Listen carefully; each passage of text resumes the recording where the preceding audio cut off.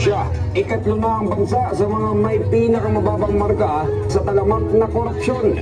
Mula sa flood control projects hanggang sa isyu ng maletang pera. Malalim na ang problema ng korupsyon na sumasakal sa ekonomiya ng Pilipinas.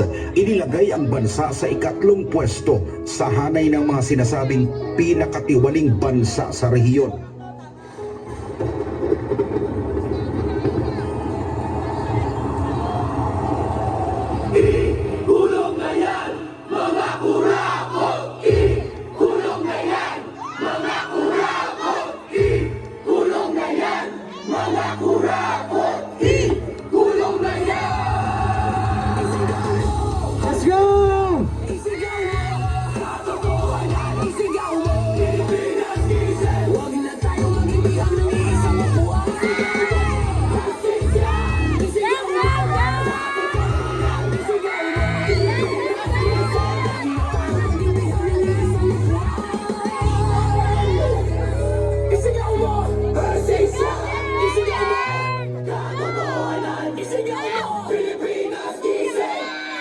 Huwag na tayo magbibihag ng isang upuan.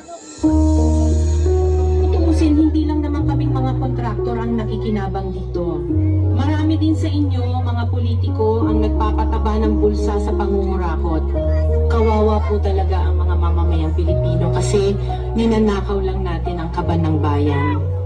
Sinong umaahon, tayo ba o sila?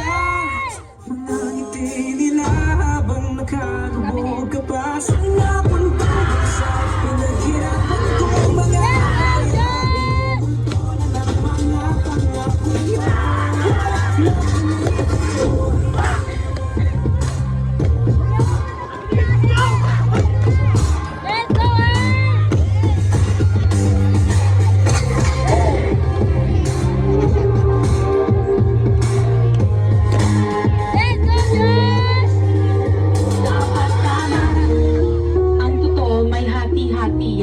Mula sa pinakamataas hanggang sa mga nasa gilid lang ng sistema.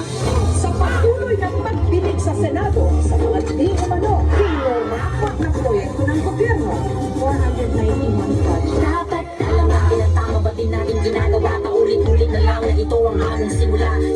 Simula, bakit wala? Natatapos sa masama, di laging ipod ng swelas ng sapatos. Ilang beses na ako, ilang beses na ba ako? Pati natin subukan at tulungan at pumasok, bumahagi sa bigat na matagal na natin pasang tayo yung sama-sama. Ito tayo pasaya, ayos na bukas para sa akin. Hinahanap ang munang pagpipili ng tayo na katatakot na pangalan sa baloto. Huwag na tayo magpauto na sa atin ang kapangyarihan. Tayo magpumiko, hindi mo itigil ang pagsisi sa sitil na nasa pwestong di ka nakilala. Hindi tayo kumbinsido, wag na natin dapat tama. Let's go! Malinis kayo dahil sa bawat proyekto may kapalit na porsyento para sa inyong mga opisina. Tingnan ninyo rin ang mga pangalan na nakaupo ngayon at lalo na sa mismong mga nagpapalakad ng gobyerno.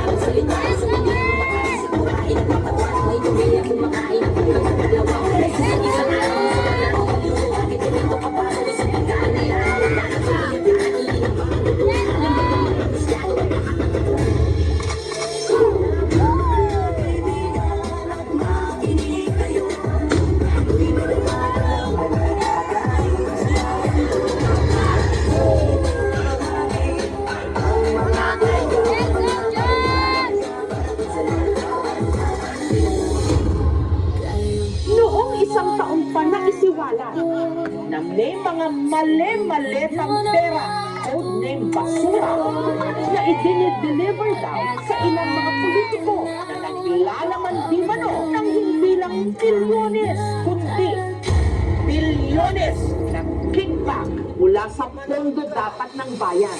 Ang magdanaan ay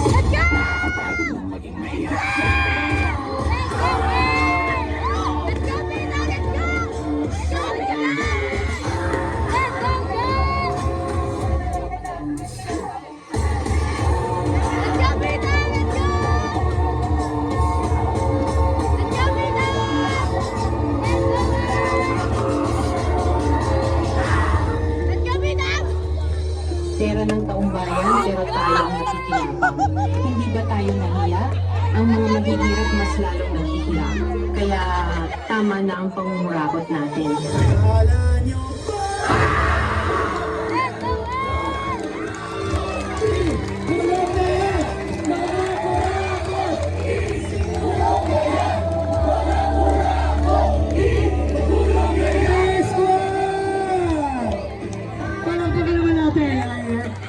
Grabe, mali-mali ang pera. Diyos ko, dito lang pala kami makakakuha ng presyo malaki nyo.